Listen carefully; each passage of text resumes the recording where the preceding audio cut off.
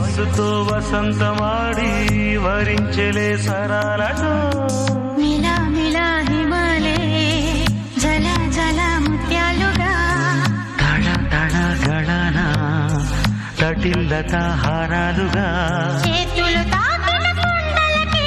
చలనం వచ్చనులే ముందుకు సాగిన ముచ్చటలో మూవను పలికెనులే ఒక స్వర్గం తల వంచి ఇలా చేరే క్షణాలలో అందాలలో అహో మహోదయం భూలోకమే నవోదయం